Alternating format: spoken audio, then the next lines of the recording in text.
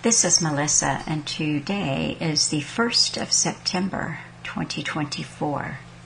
And I hope that everyone is doing well.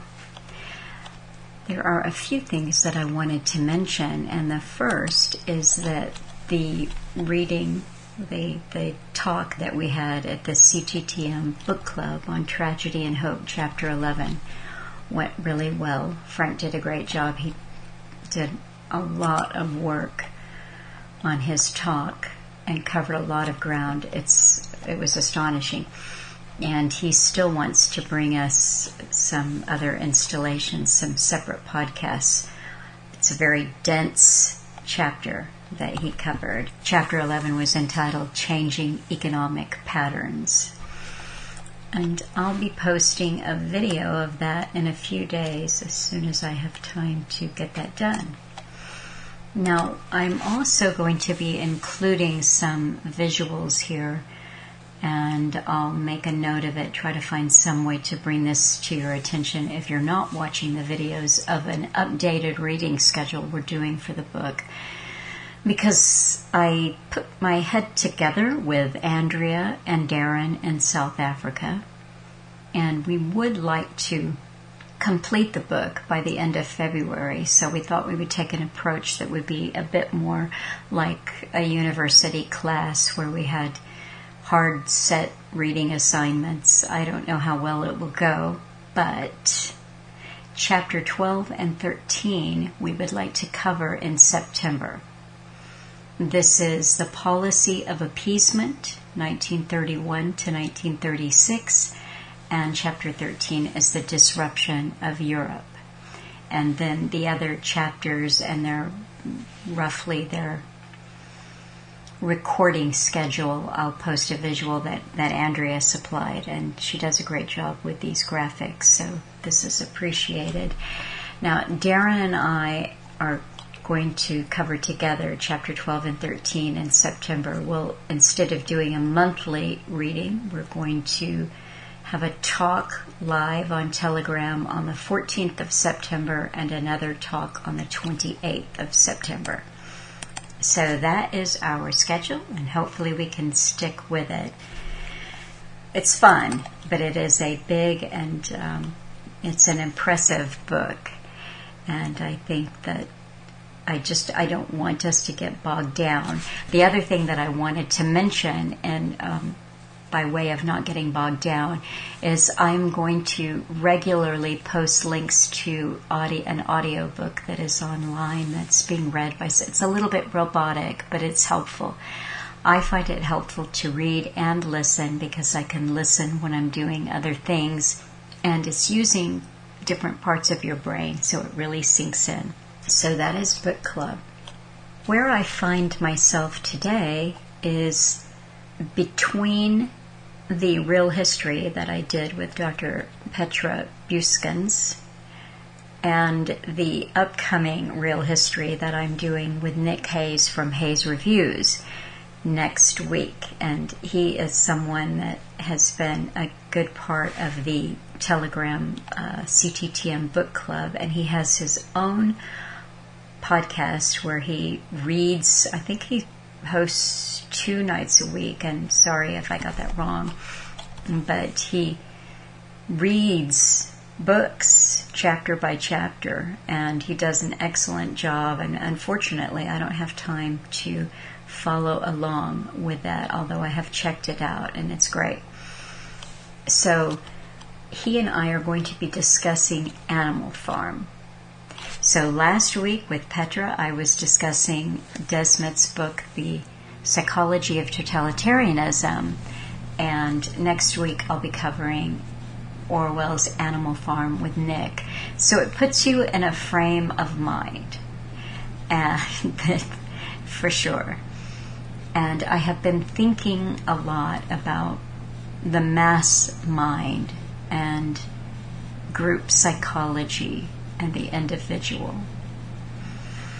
And I did not have as much time to do things related to reading and listening and thinking this week as I wanted to, because a family member needed help with a move and then cleaning their place up they had renters already, which is great. That was good for them that they moved and found someone to rent their home. But I cleaned it top to bottom, and it was a big project, and then helped with a few other things. I had to be over there when the plumber came, and et cetera, et cetera. So it was a really busy week for me. But I managed to do a little bit of reading and listening to things. I'll start off by telling you what the Redux is. I stayed in 2007, RBN, Republic Broadcasting Network. That's where I was last week with Alan, and that's where I am again today. So this is the day after Christmas, so you'll hear him referencing the cold and the music that he played, and I might even post a link to the guitar composition and performance that he did for Christmas 2007, since he's talking about it. The title of this episode is Nirvana's Bananas and the Strong Delusion, the Folly of Gods and Wannabes. It's a good talk. You know, the ones for RBN are a little bit shorter, certainly than his blurbs became, but he covers a lot of important ground here for my purposes of what I wanted to talk about. There is a bit of a discussion there, you know, the individual versus the mass mind. And just he says it right here, right off the bat. What they're doing to us is creating this big, vast, scientifically controlled society where we're just a bunch of animals that have to be kept in line. And they've trained us, most people, to believe that in fact that you're nothing more than a bunch of protoplasm, a freak of nature, an accident. And your betters, the scientific betters, will take care of you because you can't take care of yourself, and that's become the norm now. It's pushed from 1,000 directions. It's a mantra, and we've been living through this all our lives, actually. It's just more out in the open, and the whole 9/11 fiasco was simply to get the ball rolling. You always need something on a war scale to push such a vast, united world agenda. That is the talk that is going up, and because he mentioned NAFTA, Mexico, Canada, US, and Fortress America, the bringing together of these three countries in a trade agreement, U.S., Mexico, Canada deal. It's the renegotiation of NAFTA. What I've noticed is they like to keep you confused by changing the names of things and so forth. But at one point, this was called Fortress America regularly. And I noticed when I typed in Fortress America that all that comes up is a board game where the United States is invaded by 3 world powers in the 21st century. It said this is a Milton Bradley board game that came out in 1986. So, you know, what comes first, the board game or the concept that they use in the so-called real world? But I found one article from July that I am going to post from the Financial Times. It's entitled Blocking China's Mexican Backdoor into Fortress America. So it took me a little while to dig and find this actually used in conjunction with a trade agreement. It said Washington has to keep acting to maintain its trade and tech barriers against Beijing. This has to do with U.S. politics and saying we're, not going to let China take over. The writer uses a Leonard Cohen line but changes it. It says there's a crack in everything. That's how Chinese imports get in. as the Biden administration's time in office has proceeded, so its determination not to let its economy be infiltrated, and that often feels like the right word, by Chinese goods, has had to adapt.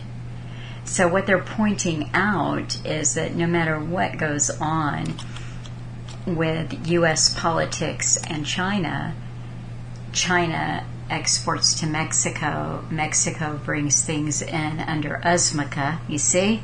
And of course, that's how it was always designed to be. So I will post that from a couple of days ago, 2 or 3 days ago, from the New York Times. At least 10 killed. That number's gone up now. But at least 10 killed as Israel begins major military operation in West Bank. So this article, unfortunately, I did not save it when it was first published on August 28, because it was updated on the 30th, and they've changed it a little bit. It said hundreds of troops entered cities in the occupied territory targeting Palestinian militants. It was a significant escalation after months of raids that have unfolded alongside the war in Gaza. When this was first published on the 28th, about the second or third paragraph down, it was saying that this added to further immiserate the Palestinians. That was the word they used. So they said this operation has been a further immiseration for the Palestinians. So just in case you want to learn a new word, immiserate is to make miserable, impoverish, to impoverish or sink into misery in the verb form. One thing that I read was that the UN aid agencies were not delivering aid, and they had stopped at a certain point for fear of getting into crossfire and so forth. But this is just from earlier today. It said that the polio vaccine campaign begins in the Gaza Strip. So deaths rise in Gaza and West Bank attacks as a polio vaccine campaign begins in the Gaza Strip. So there you go. I guess everybody's just trying to do what they can about that immiseration. The individual in this has a difficult, almost impossible task. And when I was talking with Petra, I said, Alan said that he was not here for the masses were his enemy. And yet he would sometimes talk about decent people. These are, I never use the word normies, but if I use that, you'll know what I'm talking about. There are decent people there. I will just say one who is part of the mass mind. Alan recognized that, but it's a little bit like that concept from the movie The Matrix. As long as they are in their programming, they truly are your enemy.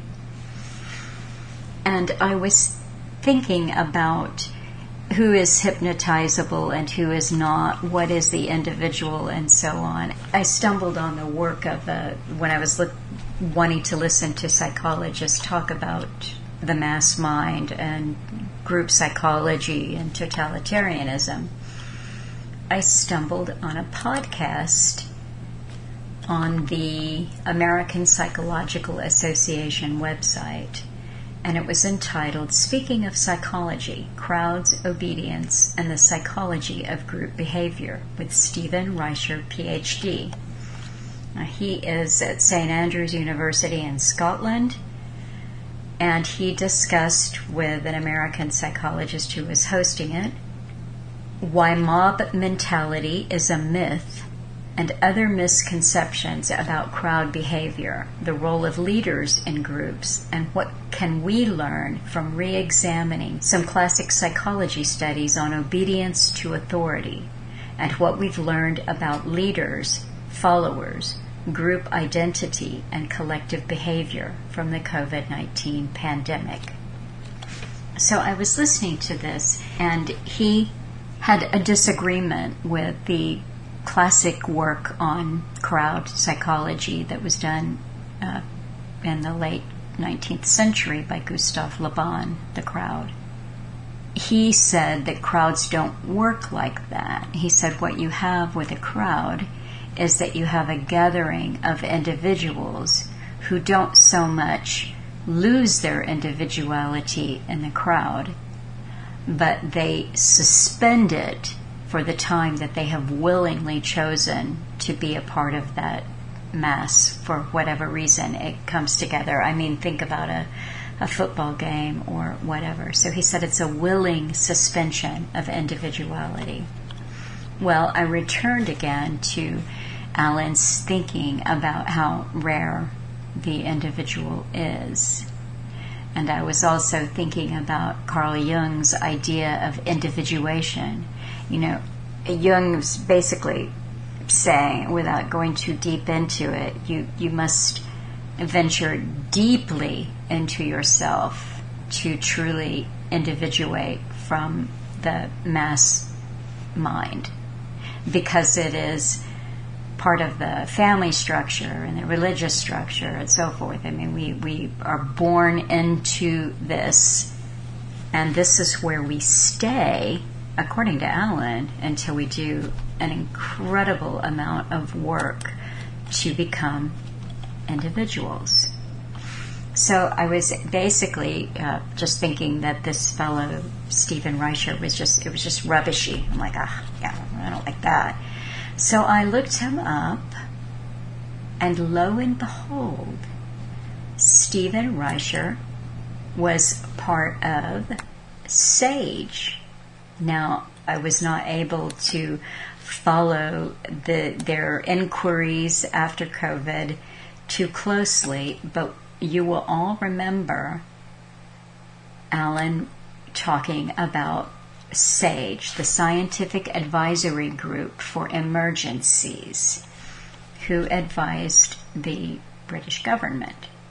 And he also posted an article that was from June of 2020, and he reposted it several times, and I've reposted it several times. So we've put it up in various places on the website at least half a dozen times, possibly 10.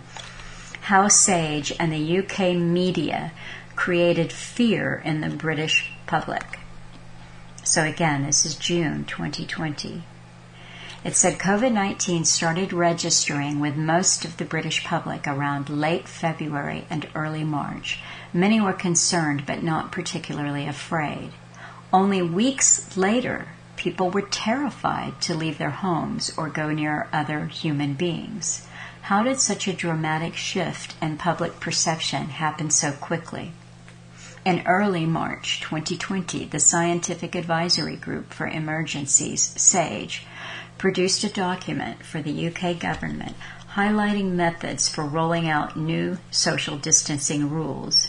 There seemed to be some doubt as to whether the public would comply with the upcoming measures, so SAGE outlined a methodology based on known psychological behavioral modification techniques.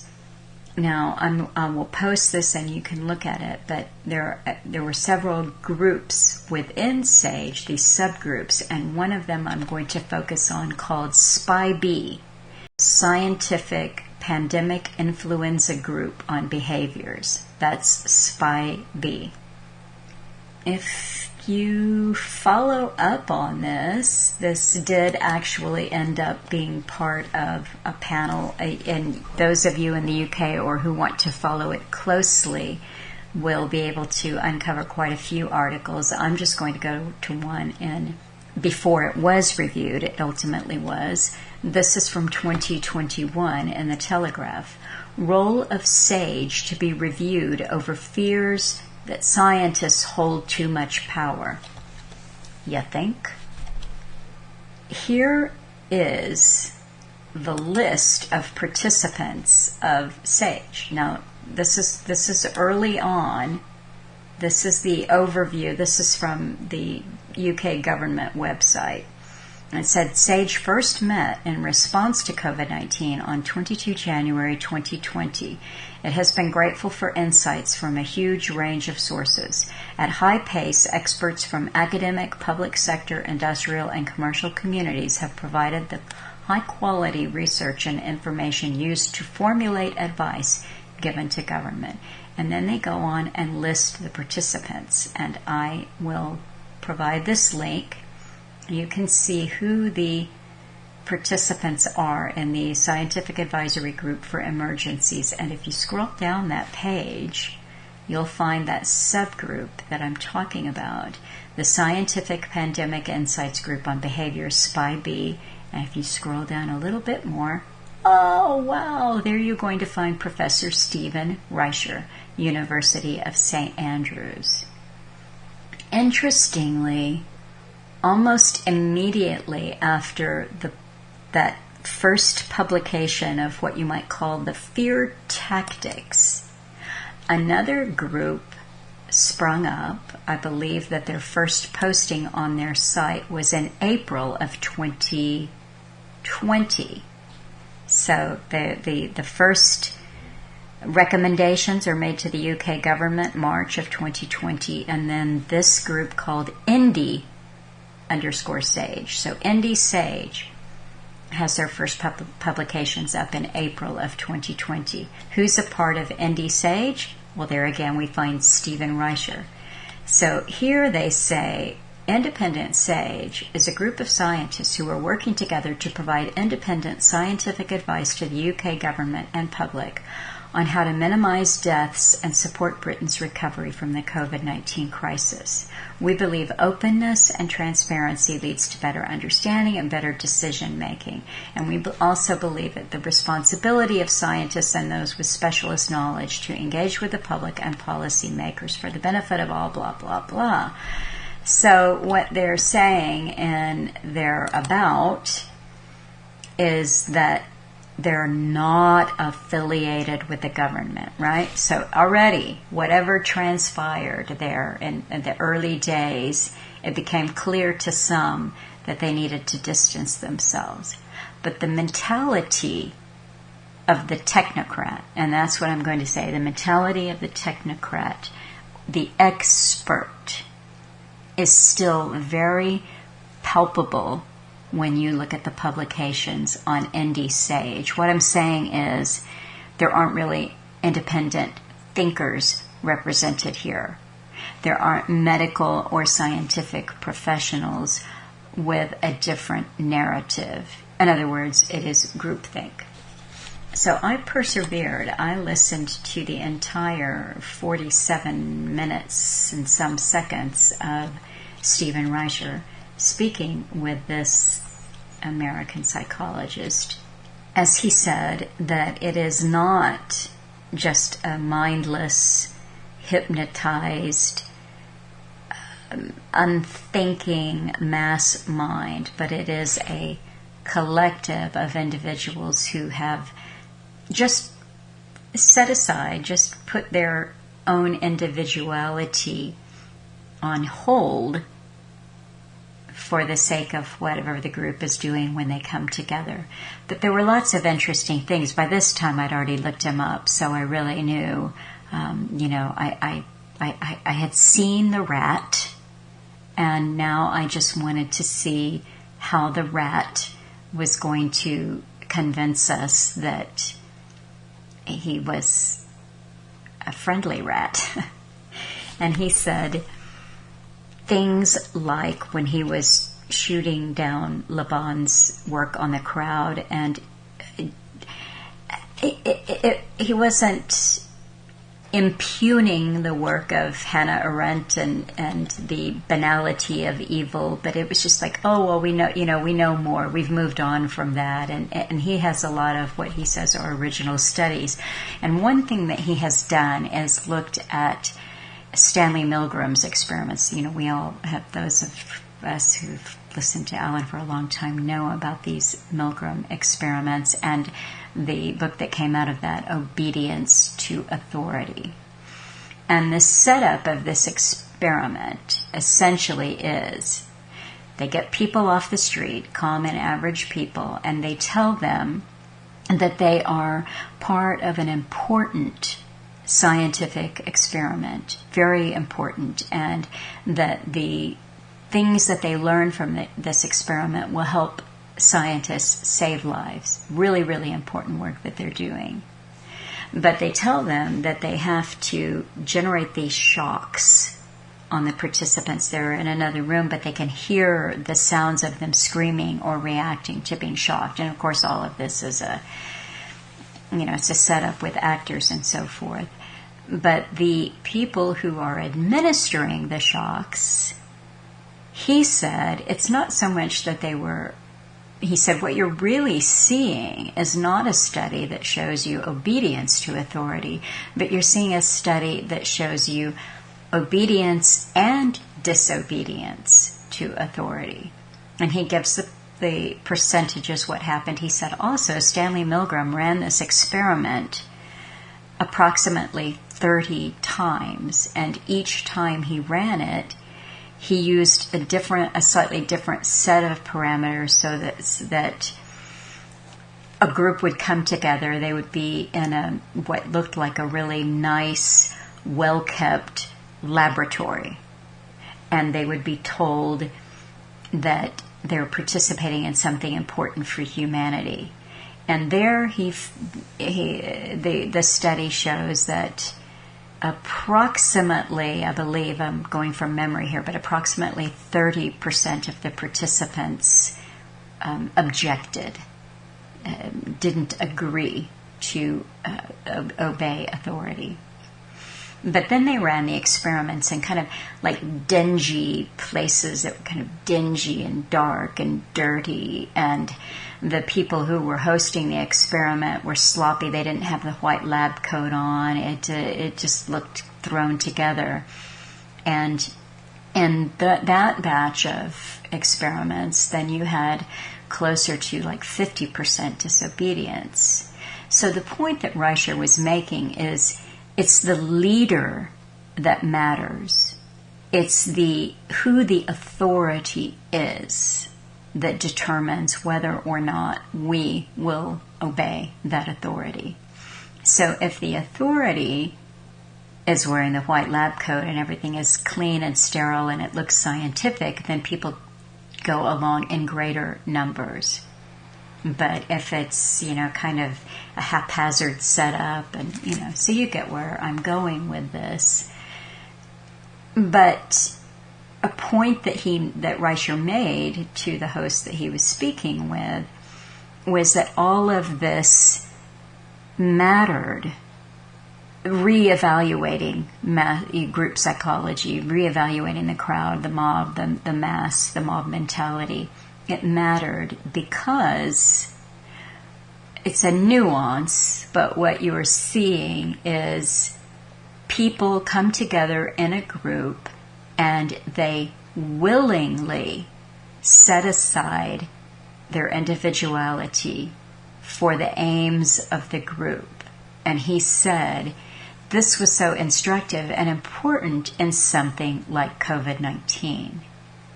We needed to have a lot more team, that we needed it to be we, as in we're all in it together.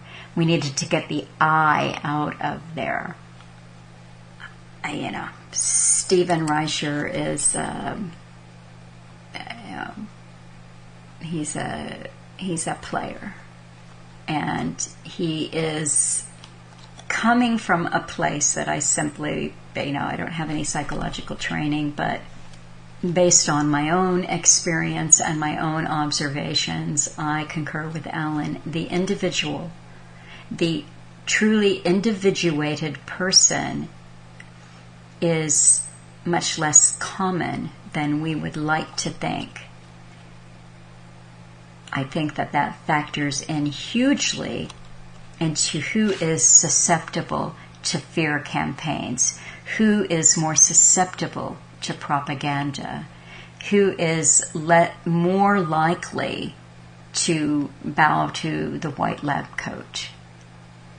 And so it's very important to be an individual. It's worth it to look at the man and the woman in the mirror and say, who am I in this situation? I also today looked at a lot of interesting things about technocracy. I mean, this was I don't have it right in front of me, but actually I do have it right in front of me, Tragedy and Hope, A History of the World in Our Time. What I don't know is if I have it bookmarked. And I don't seem to. Anyway, Quigley was talking about here it is. This is on page 38, where Quigley lays out the kinds of capitalism when they started the manorial system going all the way back to the year 670. Then you've got commercial capitalism, industrial capitalism, financial capitalism, which he says lasted from 1850 to 1932, and then monopoly capitalism, which starts to show up in places in 1899, and yes, there he says it's phased out by 1950. And then he describes something that would have been at the time of publication what they were still in, what he calls the pluralist economy, 1934 to the present. And the type of organization would be lobbying groups, and the management would be technocrats. So I looked into pluralist economy, and that was going to go down into an economic rabbit hole that I did not have time for. I was simply wanting to find more about what Quigley defined as the management class there, the technocrats. And we know that you've got Technocracy Inc. Elon Musk's maternal grandfather was high up there in Canada's Technocracy Inc. We know, we've heard about Patrick Wood and Technocracy, and so we understand a little bit about technocracy and scientific socialism, rule by experts, rule by the scientific class, the engineers, that they are our managers. But once I did that dive into technocracy, it was fascinating to me to find that this has been written about for, I'd say, probably a long time, but for the last, say, decade and a half, technocracy as it ties into philosophy, as it ties into political systems, as it ties into economic systems, has been very well covered, defended, and criticized. So whatever Quigley was thinking about when he used that term, I think it would probably have been a narrower view than the technocracy that has been widely exposed by people like Patrick Wood. But when looking into this, I just want to share a find with you that I obviously haven't had time to read because I just found it today. But I'm always looking for people that I think are talking about things that really, really matter.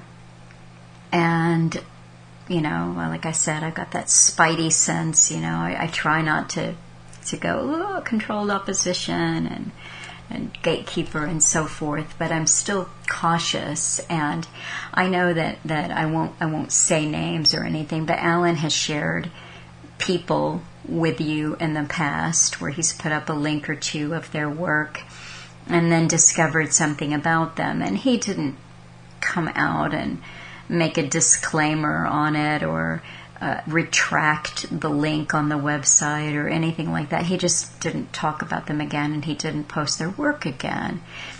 And I've sort of decided that I need to take the same approach. So there have been things that I've shared with you that later I learn a bit more about the person, and I think, that's not that good. So making that disclaimer here, I came upon the work of someone that I had not heard of before by the name of David A. Hughes, and he's an academic in England. And he wrote a book called COVID-19, Psychological Operations and the War for Technocracy. And I subsequently stumbled on a very brief, it was obviously an excerpt of an interview that he had done with Catherine Austin Fitts. And I liked what he was saying. So the little bit of scanning that I've done, I'm going to go ahead and share this with you. Like I say, if I get down the road here on this and, don't like something, well, then that'll be the last time I mention him. But I think that the book is worth sharing because the mass mind, whatever Reicher, says, the mass mind is real. We are not as many of us are individuals, but we find ourselves in social situations with people that we love that aren't individuals, that are part of the mass mind. See? So they may not be actively our enemy, but they are potentially so because they are inclined to go along with whatever the groupthink or the mass mind of their particular social structure is. I can take it close to home. I was going to tell you a story a couple of weeks ago. I kept having cat interruptions because they think I exist only to play with them. When they're in the mood to play, I better be too. And I have to try to round them up, wrangle the cats, and put them in a different part of the house so that they don't come in meowing. And so a couple of weeks ago, I had started to tell you the story of taking my Aunt Betty to the doctor. And I started off like 4 times, and I had to stop the recording because of cat interruptions. And finally I said, well, it's just not meant to be. I'm not supposed to share that story with you. But I'm going to tell you anyway. I had taken her to the ENT and thinking this might be an inner ear thing. It turns out that is likely not what it is that has been making her dizzy.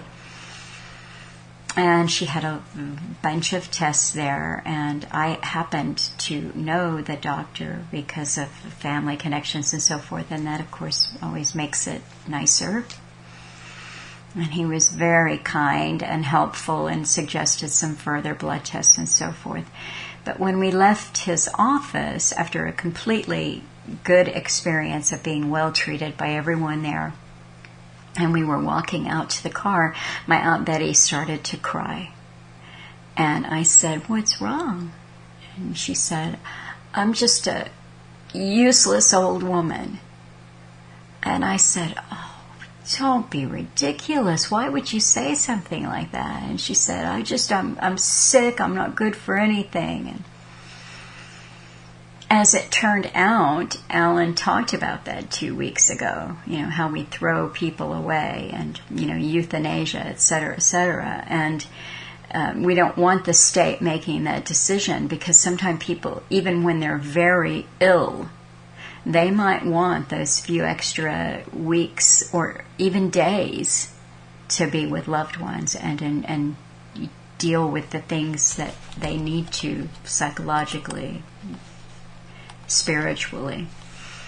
So I did what I usually do when, I was the clown, and I just told her that she was not useless, and then I started the clowning, and I took us out for tacos, and we had a frozen yogurt, and she was in a much better mood almost immediately, and I had her laughing, and I make up silly songs that really crack her up, and so that we ended up saving her mood.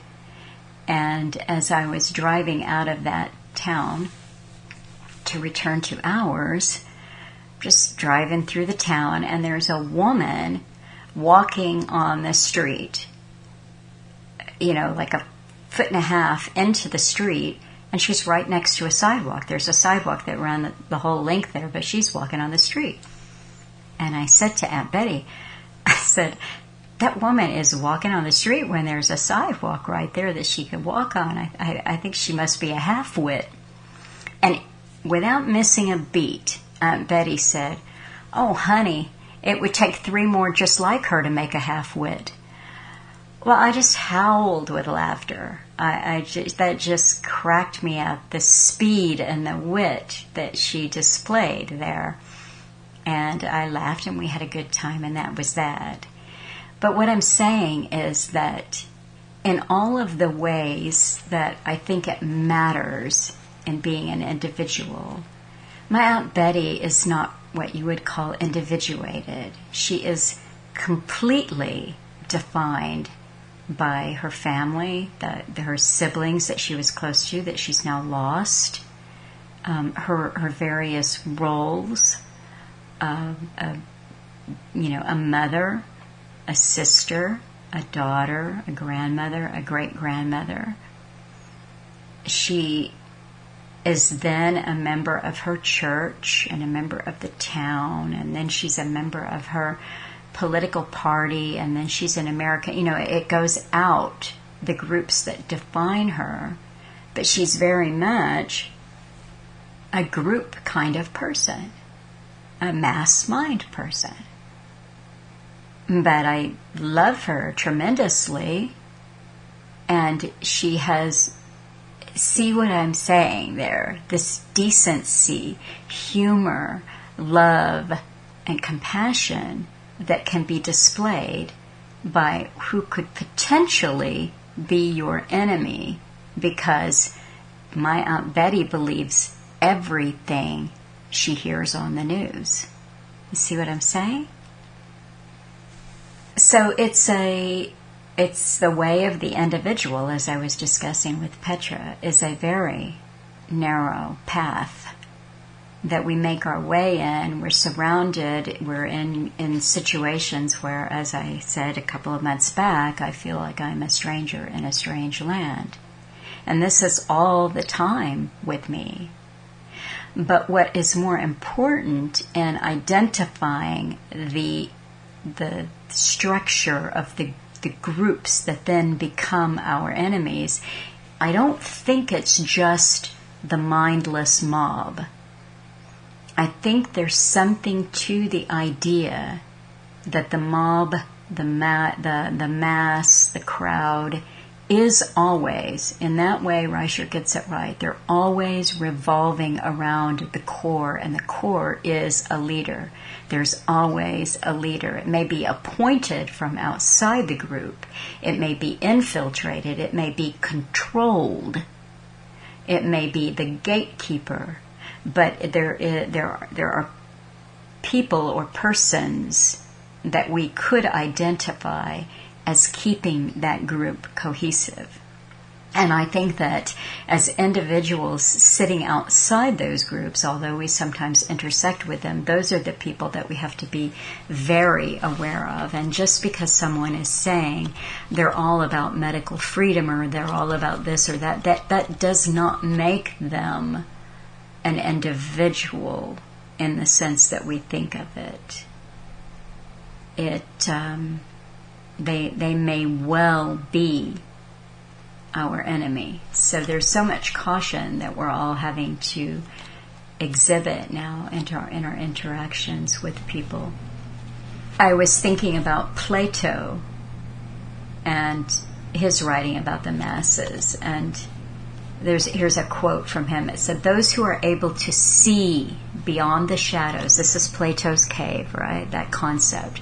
Those who are able to see beyond the shadows and lies of their culture will never be understood, let alone believed by the masses.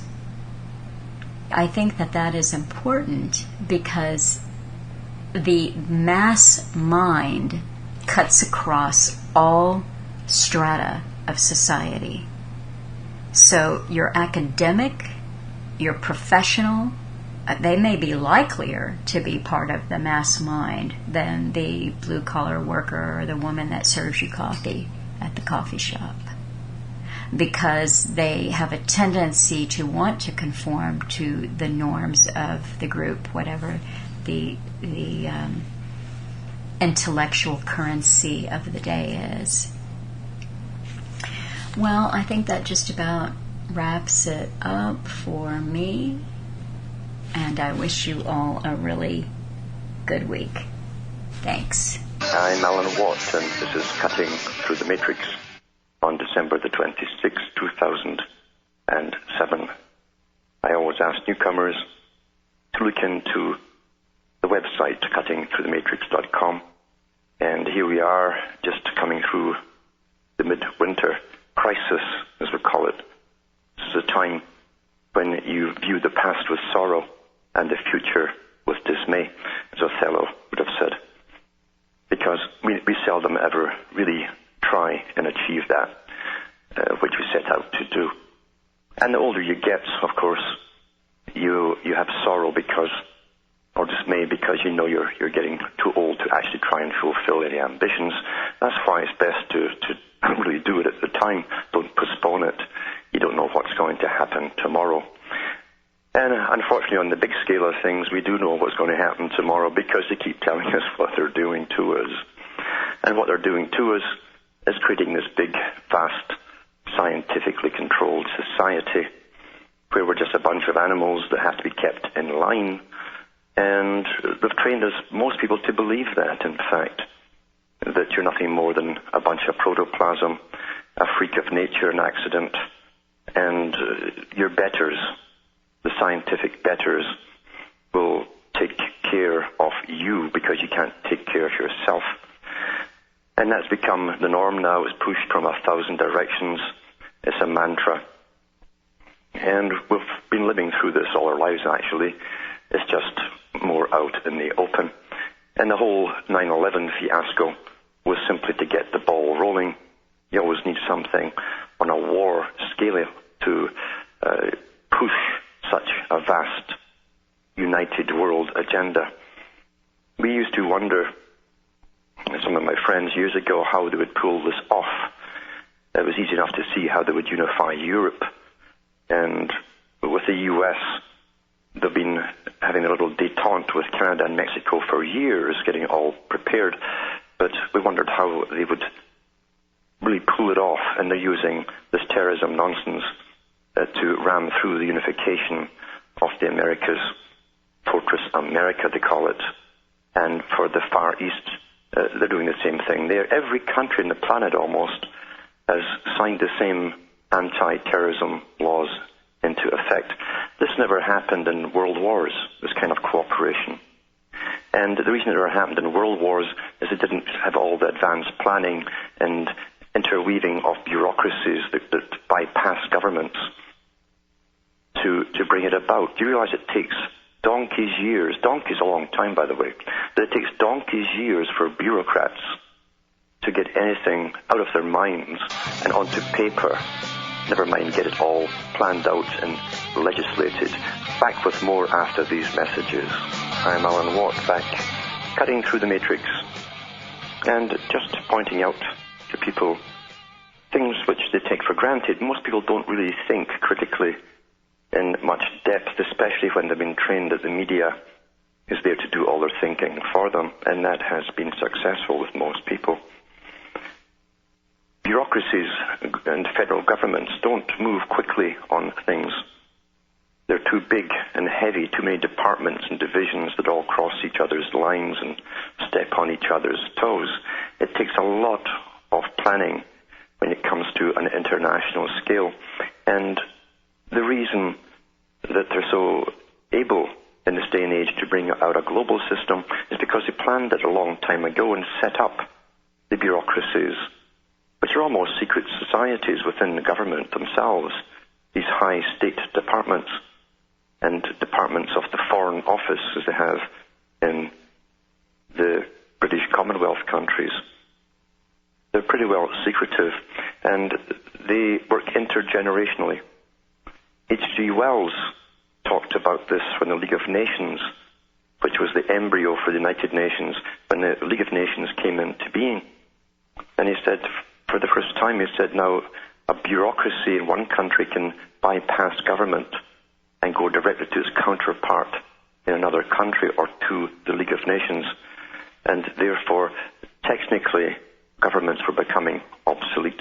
And he was quite right, because that was the intention of setting this up, that the Punch and Judy show that we have, the left and the right circus act that we get every so often, would no longer be necessary, because to train a public, literally train them, that they were being taken care of. And that's where a world run by experts would come into play. And that was the mantra back in the 1930s and 40s and 50s and 60s, a world of experts, until we don't know how to get up out of the bed in the morning and dress ourselves without the expert telling us how to dress and what kind of weather it's going to be. That's how bad it has literally become. The common sense is out the window, and no one has any faith in themselves anymore. We're terrified to think and to work on what we think. That's not by chance either, because individuality is the enemy of this totalitarian system. It was stated long ago that the individual is the one person, an individual with understanding and with the ability to get across to people what's really happening. That was a tremendous danger. The masses are not the danger, because the masses are always asleep. They take the culture that's been infused into them without thinking. And they'll think amongst themselves that they're choosing, but they're not really. They're given a select amount of things to choose from, and religions as well to choose from, including the New Age. There's a whole variety within there for different personality types. But really, your choices are limited, and most people float through life in a almost semi-hypnotic state, parroting little phrases and going through routines, as they're called, which they think is their own personal way of being, their own individuality. And in reality, it's simply a type of suit that you've bought from a one-size-fits-all, and that's the one that you like. You've chosen something that's been offered to you. And that's how most people are. Individuals are the enemy to the system. It's all groupthink. And this was pushed heavily, tremendously heavily, through the very methods that Carroll Quigley talked about when he mentioned the new feudal system being run by CEOs and corporations internationally. The big corporations were the first ones to put out this term called team spirit, until it became the mantra, again, another mantra that went through all the big executive offices. And team player was the big term they used. Are you a team player? Everybody suddenly had to be a team player. And they sent them off to these encounter courses and a whole bunch of names for the same thing, really, to give them more abilities to get what they wanted, to be more aggressive in their sales, etc., if they work in sales. But the first thing they learned was to give up their ability to work alone, independence.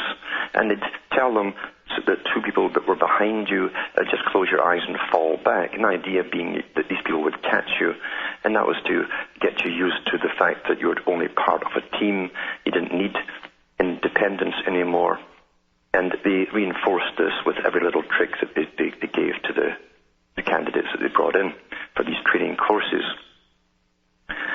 And they came out being team players, and yet all thinking they were individuals. They could get what they wanted, just think and grow rich and all this kind of stuff. Well, I think if you were asked Donald Trump, it takes more than thinking to grow rich. You have to know the right friends, the right people. And you have to use a lot of payola. It's called payola. Payola is a strange sort of money that changes hands surreptitiously under tables and things like that, or through middlemen. That's how you get ahead in this world. And even then, you can't get up there unless the big boys at the top open the door and bring you in. That's how it works. It's just like free trade. There's no such thing as free trade.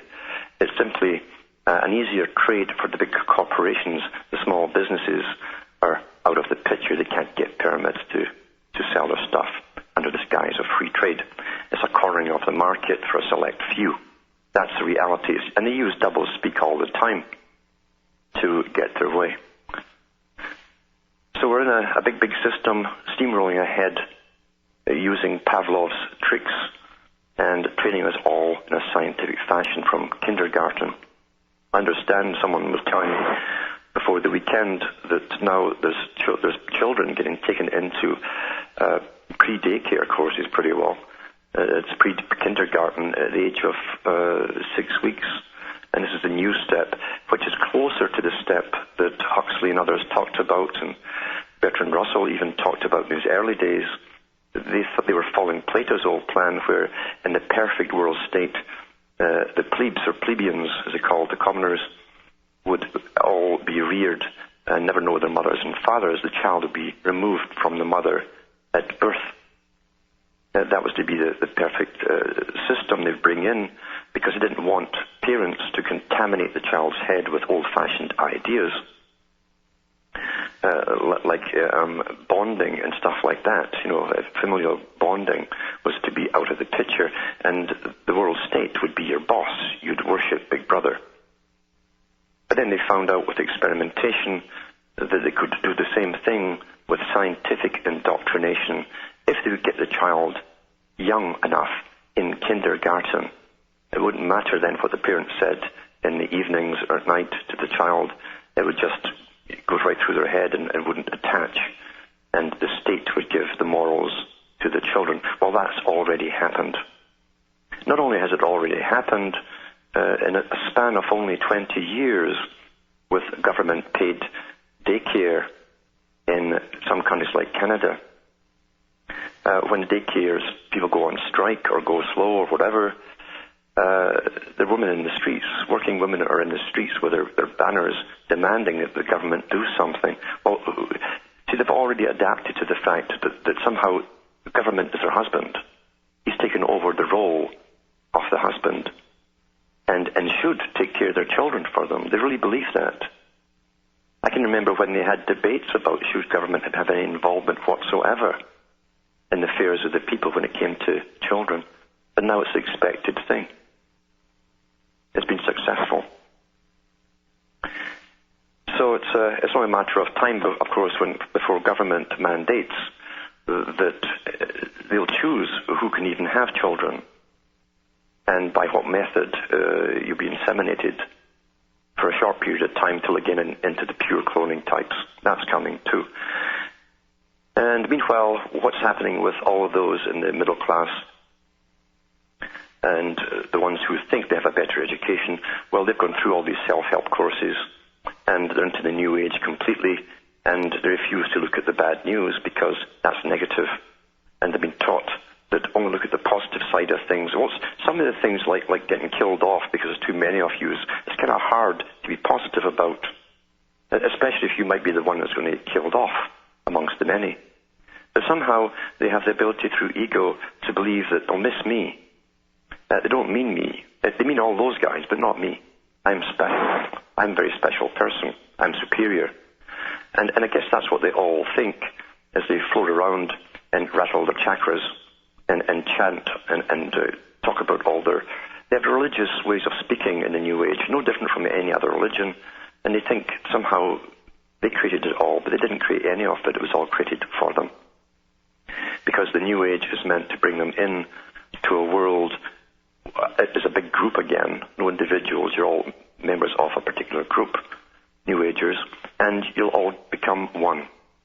And they're teaching them through all these courses. They're all run by the intelligence agencies, by the way. And that's who brought them to the West and pushed them, and the big foundations finance them. They're teaching them that they're going into this beautiful new kind of nirvana. And only the fit ones will come through. It's straight out of Hinduism, you see. A whole lot was copied from Hinduism. And each one of them who've paid all their courses and stood on their head and chanted their mantras and so on, and found out how many past lives they had and how much debt they have owing in karma. Each one thinks that they're one of them are going to come through and be saved in this new nirvana, while the rest, the rubbish heap disappears and gets killed off. That's what they're being taught from every type of New Age source. That's the mantra. And just talking about how everything is guiding the planet and people on the planet through this something wonderful. That's the term they use. Something wonderful is going to happen. Now, that was a term that Arthur C. Clarke used in 2001 and 2010. Something wonderful is going to happen. And that's the term that the New Agers are given to. Something, they're not sure what it is, except each one of them, because they've paid for all these courses. And it's amazing the class distinction within them, too, because the ones who pay the more expensive gurus think that it's like buying your way into Nirvana. No different from the old church system, where you could pay in advance and you get more prayers said for you and all that. You could work your way up through heaven much quicker. It's the same techniques that are used because it's all based on fear. And people who go into these religions tend to live in a form of fear of the unknown. The idea being that you can overcome fear of the unknown by gaining special powers and becoming a god. Becoming a god, you can become God, the God within. And if you're really, really good and get good gurus, you can take shortcuts and become a god all the quicker. And then go and see your dentist and your doctor and all the rest of it. And if you're a god and you can't cure yourself, well, what's your doctor and your dentist? They must be super gods. But there's no logic involved. It's not meant to be logical. It's meant to appeal to those people who want no rules. So funny, really, because they're the most easygoing people to be controlled by the powers that be, because they won't look at what the leaders are doing to them. You're not supposed to look at the negative, the bad, nasty things, all those downers. You look at the positive things and do a lot of smiling and use all the New Age terminology, like all religionists tend to do. And they've all had their little experiences, and they talk about their dreams, and generally it's too much caffeine that causes their dreams. And I'm not kidding about that, too. I've had people who've called me before who've had nightmare after nightmare, and I ask them if they drink coffee late in the evening, and they do. And I told them, I said, do you realize they modified the coffee bean over 10 years ago? It was one of the first things they modified. And why not? Because they went for the things that commonly are taken on a daily basis by the majority of people, tea and coffee.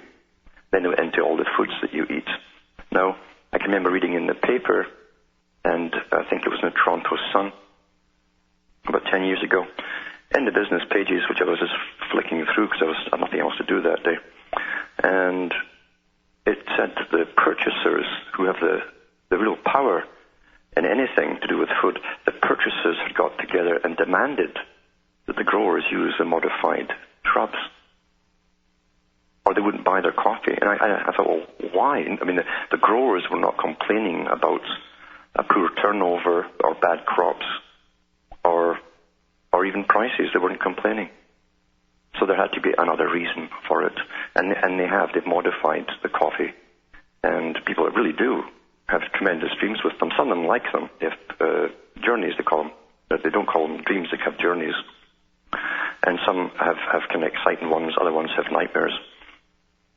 But it's just amazing how the New Agers fall into all of this stuff. And I always tell people to go into Huxley's speech, which is on my website for download. You can get the audio there in the audio archives, where Huxley talked at Berkeley about 60% of the public in all ages being instantly suggestible, meaning hypnotics, and 20% more can be brought under the same state of influence with a little bit more work on behalf of the controllers, and another 20% are left that is much, much harder to bring under. And that's how most things work in religion, including the New Age religion. It's suggestion, tremendous suggestion, and the will, the need to believe in it, that's how most things happen. There's a need to believe in something bigger than yourself. With the goal to be a god yourself is quite interesting. But these are people who are ignorant generally of the sources of their religions. They don't know the powers that went behind the scenes to create such a religion and such a movement in the 1800s in London. That's where it started. And who they even put out there, the actresses and actors they hired and trained to go out there and propagate this religion into being, which took 100 years to really get rolling, and now is heavily financed by the usual guys, the big foundations. They pay for their magazines and everything. Very interesting history when you go into Blavatsky and you read the books by Blavatsky's sister and others, and investigative reporters at the time who went into the real Blavatsky. And even her sister said she was a born actress. She used to enthrall her own age group from a childhood onwards by telling them stories and fascinating them. So she was a really good actress, and that's who they employed to bring it forth, all Blavatsky. And here we are 100-odd years later, watching it all around us. It's everywhere. It's everywhere. And it all comes in with greening too, the greening of the planet. At one time when you got green, you were sick to the gills. And we have Gary from Canada on the phone. Are you there, Gary? Hi, Alan. How are you? Not so bad. No. Thanks for shining a light down the rabbit hole here, helping me put the puzzle pieces together. It's quite an interesting journey, isn't it, going through this system here that people think just evolved out of nowhere spontaneously by the people themselves. Quite the picture. Mm-hmm. Yep. Wow. Yep. Do you have any questions? Or? Yeah, I want to ask you about the symbol of the spider. Mm-hmm. I'd recently come across an artist named Louise Bourgeois, and she created these giant spiders. Oh, yeah, that's the ones that got in The Hague. Exactly. There's one in The Hague. I think Canada also brought one in for the museum. A permanent display. It's in Canada. There are permanent displays in Spain, Korea, Tokyo, outside of their national galleries. And this, now, she created a series of 6 giant spiders. The standing one, she got standing and crouching. The standing one was 9 meters, 30 feet tall. Yep. It's made of bronze, stainless steel, and marble, which is a steel and rock. Yep. And has an egg sac of 30 eggs. And it's given the name Mammon. I spell M-A-M-A-N. Yeah. If there's any interesting numbers. Well, it's interesting because in Masonry, the number 8, apart from being above and below the 2 eternal circles, is also the symbol for power and money. And so 8 is very important. The 8 legs of the spider. And the Black Widow, of course, they're all widows' sons. All these guys in the elite high Masonry call themselves widows' sons. And these big monstrosities that they put in The Hague and so on, apparently there's clusters of eggs underneath them, meaning offspring. And it's a symbol for a new system coming into play. A system where humankind will be radically altered, because the Black Widow also eats the mate after she's conceived. You'll notice that men are becoming rather irrelevant now. There's articles in newspapers now where they can actually take female stem cells and so on and create the Y chromosome, so they're claiming it in a way at least. And some women have had this done, and you call that vanity, having a complete offspring, a clone of yourself. There's quite the prize for a complete egomaniac to have someone who's completely narcissistic. So it's got high symbols to do with a new system and the eradication of the old male as well. Power and money. It's got 8 legs. That's for 8 is power and money, and it's got a cluster of eggs for a new species to become widow's sons. Yeah. And with the spider's web matrix, could that be considered like the spider's web? Yeah, that's why we've got the web, and we have the net and the web. That's both things for us all being interconnected, and you're stuck on it because it's the only system we're going to allow to exist. Eventually, it'll do away with paper mail altogether. Would that be like the sticky, gooey stuff on the web? Would be what we'd call like fascination, intrigue, mystery? Oh, there's no doubt. There's no doubt. It was designed to intrigue. I know people who are addicted to it. Absolutely addicted. They in fact, some of them almost kill themselves night and day just surfing the web. It's like one big roller coaster for them, and they get a rush just zipping through it. And they are already addicted because they're ready. A lot of people are ready to go into this alternate reality, another New Age term, the alternate reality. But they don't question the fact that someone programmed this reality and it wasn't them. Yeah. Yeah. That's what it's about. Thanks a lot. No, thanks for calling. Take care. So yeah, you're dealing with a system, a complete system that gives us everything for control. They'd never give you anything for your benefit, and it might actually empower you. So they give you something that will eventually be part of the complete world monitoring system. Now, we've also got Rick in California there. Are you there, Rick? Yes, I'm here, Alan. How are you? Good. Thank you very much for your guitar piece last night. That was very beautiful. You got it. Yeah. Yeah, I really liked that a lot. It was very beautiful, Alan. Can I read 2 paragraphs out of a magazine I bought? This is about. Sure. Yeah. This is from American Interest. It's Policy, Politics, and Culture. It's edited by Walter Russell Mead and Zygmunt Brzezinski. It's one of the think tank papers, and this article is called "Self-Made Man" by Richard Hayes, and he's talking about this British John Harris, a member of the United Kingdom's Human Genetics Advisory Committee and the Ethics Committee of the British Medical Association. And he says, Harris continues by arguing that the genetic enhancement of the human species is a public good, since those who might choose to remain genetically unmodified will benefit from the economic, social, and cultural vitality that an increasingly genetically engineered citizenry will impart. He reasons that just as we compel citizens to ensure that their children are educated and vaccinated, so might we compel people to have children who are genetically enhanced. He acknowledges that a period of experimentation will be required in order to perfect such procedures. Accordingly, he says people are obligated to serve as research projects for genetic experiments when needed. This includes children because, and then this is his words, if children are moral agents, and most of them, except very young infants, are, then they have both obligations and rights, and it will be difficult to find any obligations that are more basic than the obligation to help others in need. There is therefore little doubt that children share the obligation argued for in this chapter to participate in medical research. So they're getting more honest about eugenics and everything. Oh, yeah. They put out a movie years ago called Gattaca about a very near future where there'll be 2 separate species of humans, the ones who are genetically enhanced, who would get all the best jobs, and those that were the old type that were conceived in the old-fashioned way, and how inferior they were. It's all about that. It's creating new classes or castes of systems within society, and that's their goal.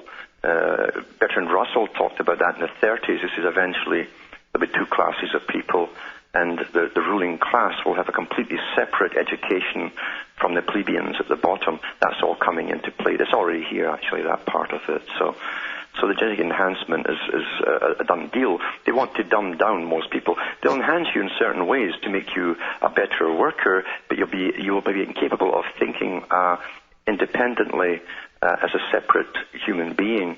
They'll make sure of that. You'll be very, very good, very efficient at the work that they're giving you or you're assigned to, but you will not be an independent-minded thinker at all. Yes, it goes back to what you were saying before, like when you said they'll make Dachau sound like Disneyland, and this guy is making what Mengele did sound like Disneyland. Yes, Mengele was quite the character. I mean, he collected blue eyeballs. That was his hobby. And they're all much the same. He's the same character as in charge at the top. They're sadistic psychopaths who have strange fascinations of the macabre, and they're running the show. They're paid lots of money to do all this experimentation. But I do hope people get that through their heads, that the elite have already said that this will not create the main problem they're trying to avoid, and that's independent thinkers with high intellect. Their whole job is to cull off those with high intellect. That was also part of their agenda. Russell talked about that in a talk. I read it from his blurb last night. I put on my blurb what Russell said about that. So, you'll be very, very efficient, but you'll be more like the Borg than an actual sentient human being. Yeah, I just wanted to put that out there, Alan. And they're also talking about, like, the third Kosovo war. We're going to have Clinton again. We're going to have Kosovo again. It's going to be like... There's all kinds. There's a lot of articles coming out now. I just wanted to share that one with you, Alan, and maybe I'll send it to you when I'm done reading it. So. Yeah, I'd appreciate that. All right. Well, thank you very much, and have a happy holiday season. So. And you too. All right. Bye-bye. Bye now. Yep, and that's the world we're getting trained into, and it's all around us. And we'll be overwhelmed with all the little disclosures in newspapers and magazines, all pointing the same way, because, as I say, most folk have induced beliefs. They have no beliefs of their own. It's induced beliefs. They take it almost by osmosis, and they start parroting the phrases and so on, and they become what they're meant to become through this induction without questioning it. And that's where we're going today. I know that even 15 years ago, certain ones in India were paying big, big bucks for genetic manipulation of their offspring, very high Brahmins, and it was being done already there. And there's your problem again with humanity. You can't either leave them as they are and leave things to work out the way they are with children born in a normal way, and take your chances. Or you go in. See, people are addicted to shopping. In the Western civilization, are actually addicted to shopping.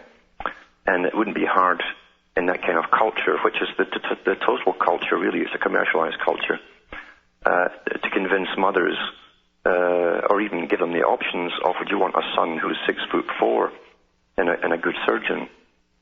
Or would you want to take your chances that he might be the garbage man? This is the sort of thing that will work very, very well with a shopping-addicted culture. They shop for everything. That's how things are now in the system. It's a sad system. And it wasn't designed to last forever the way it is. It was designed to go into this next phase. But society are ready for it. A lot of them are ready for it. And it would be interesting to watch it if we all live long enough to go through it. To watch it happening. And you will hear people coming out boasting about making godlike offspring. This godlike stuff is becoming really prevalent today. The ego is out of control with people. They believe all this stuff. They've really soaked up all this New Age stuff and Godhood stuff. And that's the great delusion, the great folly. Even though every holy book, including the Vedas, doesn't promise that the bulk will come through. Well, if you're not an individual, then you're popular. Understand? An individual will not be popular. The populace like the popular. If you like the things of the world, you'll chat about the things of the world, and they'll love you for it. But they don't realize there's so many of them who are now the New Age. They're becoming the main religion, and therefore, obviously, if only a minority come through, it won't be them, because they'll be the majority. It doesn't dawn on them. Hello, we have Ben in Wisconsin there. Are you there, Ben? Hello, Alan. How are you? Doing well. I really love your work. I'd like to say that first off. Mm-hmm. Glad we have people like you out there doing what you're doing. My question for you is, are you familiar with a man by the name of Wilhelm Reich? Yeah. Do you know anything about him? I know he was heavily persecuted in multiple countries, including this one, where he died in prison. Mm-hmm. Yeah. Yeah, he claimed that he discovered this sort of light force, those orgasmic type force and so on, orgone and energy and all that kind of stuff. Right. But that was already coming out even as far back as the 30s. He copied the idea from science that was already being discussed back in the 30s and came up with that. Now, whether it was genuine or not, we'll never ever know. And personally, I'm very wary of people who come up with these technologies. Remember, it's the same thing too. In Blavatsky's day, they said they'd blend science with religion, and that's why the New Age religions use scientific terminology combined, trying to justify the validity of their religion. They're blending them. And it's the same thing with all healing today, that if you can heal anything, if we just get this new gadget or gizmo that sparks and all the rest of it, it's very impressive and gives a nice humming sound. Again, it's the old hypnotic stuff. If you believe in it enough, it will work for a little while. Sure. But there's too many shysters come out over the years selling all kinds of stuff to sick and dying people. There's a lot of money being made off misery because people are desperate. You understand? Yes. So just because they say and they claim things does not mean it's true. Sure. The reason I asked... Mm-hmm. Sorry about that. Yeah, it's the same with Reich, you see. It's the same sort of problem. You're stuck in this never land without the proof. You know? He wrote a book that I thought he was right on with a lot of things. The Mass Psychology of Fascism. Oh, yeah. And all societies are technically fascist. Sure. Even the communist ones were. Sure. I guess that's why I'm asking, because a lot of what he claimed to discover seemed a little bit crazy to me, but a lot of his writings seemed right on also. So. Yeah. But as I say, we'll never ever know, and I don't even waste my time with people who are put up there as mysteries to speculate about, because you can never get to the bottom of it. Sure. You know, it was the same with the Royal Rife machines, the ones that Rife had experimented with, and you can see the old footage on it, the old film footage. Used big tubes, and that emitted tremendous light, almost like X-rays. Whereas the stuff they sell today, they don't use those tubes at all. They just attach a couple of electrodes to the body and claim that turning this frequency or that frequency will destroy staphylococcus or whatever it happens to be. It's more a matter of faith, really, because I haven't met anyone yet who's been cured of anything. Sure. And I find that odd.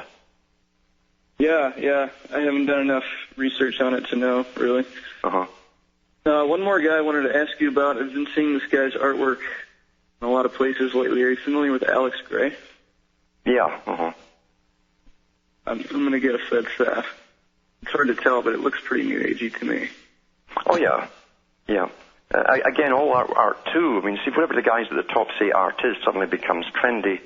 The king has no clothes works wonders with the followers. And I've known some top artists that were very good. I've also known people in art galleries, the big boys, that push certain cults or cultures of art or trends in art who are absolutely wacko. But however, and they know too, they're kidding. They could tell you anything is art, and everyone near the top, all the pretenders, the wannabes will parrot it and say it's beautiful. It could be the ugliest thing you've ever seen. But that's the folly of humankind again. So they do use art to symbolize the kind of culture you're going into. And now we know that the nihilists movement in art, from Picasso onwards and all these characters, were paid by the West, by the way, to bring in a nihilistic culture with their art, stuff that could, art that used to bond you to society with love and so on and high emotions. They brought in these cold works of art that schizophrenic your society. It made it schizoid. It split you apart. It gave you nothing to hold on to, and that was all a purpose-made trend, so that they could start reshaping society and what values were. That's what nihilist implies you believe in nothing. Is that correct? Nothing. Yeah. Anything that was dear and near to humanity as a species was to be destroyed to kill off the old bonds. And just discussing how even all art, you see, are used to create a mindset amongst the populace that takes it on by osmosis. They don't really question, they simply adopt things. It's osmotically transferred into their minds, that which suddenly appears around them. And you have to go into different pieces to find out the meanings. And I'm not familiar with all these particular artists. I've seen some stuff, but I have to go into it in detail to find out if there's any other kind of messages there and being promoted there. What you do see now in these alternate realities, these cartoonish figures that they're bringing the children into these alternate realities with, where they'll eventually be hooked up to the internet, like brain interfaces. They give them what they seems to be a perfection, very unreal. And I wondered why the Soviet system, when I was young, was using a lot of cartoons to get messages across to the public. I thought, well, cartoons are so childish, but they went into it in a big, big way, and sponsored a lot of artists to do drawings, etc., for cartoon animations that always had public moral content to shape society. Now we know that these cartoon figures now are used in these particular games and alternate realities. That was the purpose of it. It started a long, long time ago. And their characters have no flaws whatsoever.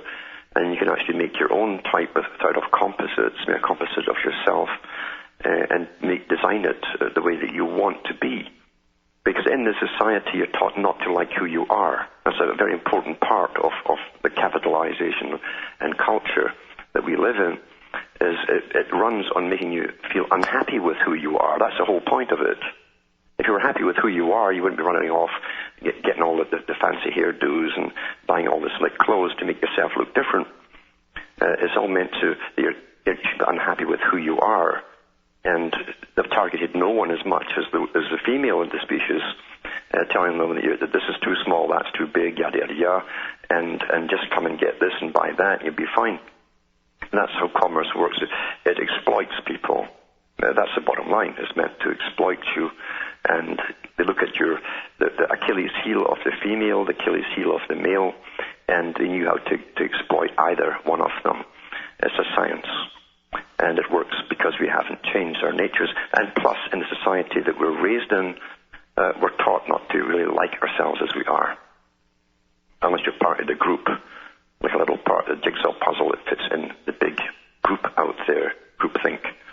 Then you're a good citizen, and you'll fit into the new system quite well. It's sad how they've used the arts, though, down through the ages. And again, it's not new.